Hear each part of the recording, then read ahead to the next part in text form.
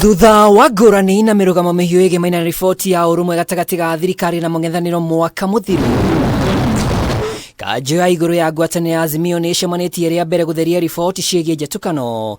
Mũtongoria wa Kenya Martha Karua akĩyumĩria we na gĩkundi gĩa kamwene gwĩkĩra ũira harĩ thĩinĩ wa Azimio na thutha wake kwagĩra kĩene riboti ya ũiguano. A lot of speculation in the media. Azimio is splitting. Azimio is convening meetings which have not been held, and so on and so forth. Azimio remains one and is here to stay, committed to shared values that include accountability, integrity, public participation, good governance, respect for the Constitution and rule of law, social justice, and non-discrimination. Mũtongoria wa Wiper KALONZO MUSYOKA ũrĩa wĩrĩkanĩte gũkorwo arĩ na mũrũgamo ngũrani wĩgiĩ kũmbwo gwa kamwene ona mĩtũ-inĩ ya president mwaka wa 2027 ndaigana gwĩkinyia mũcemanio-inĩ ũyũ.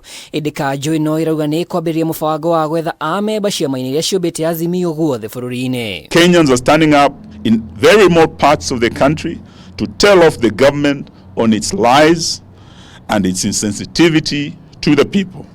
We encourage Kenyans to continue manifesting courage and call out this regime. Azimio stands for the rule of law and supports the need for an independent and professional judiciary.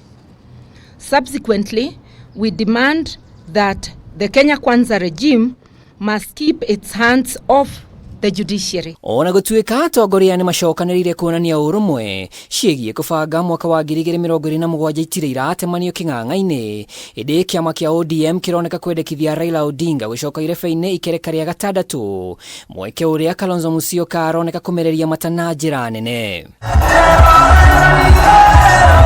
Gũkĩrĩ ũguo, Azimio ĩrauga kũrũgamio kwa igoti rĩa waki wa nyũmba nĩ ũhotani kũrĩ Akenya. Haha makiuga mekũnyitanĩra na arĩa mahandĩte cira gũtetia tabarĩra cia thirikari iria irahatĩka Mũkenya matekũguoyohio nĩ mĩkana ĩrĩa ĩrerekerio rũhonge rwa magoti. The housing levy is a threat to livelihoods and incomes in the same way the plan to unilaterally sell public assets without the participation of the owners who are the people of Kenya. Just like the donkey spoke to Balaam in the Bible, the donkey is now telling Zakayo, enough is enough. Ngĩribotera Kameme TV, rĩtwa rĩakwa nĩ Mwaura wa Ndung'u.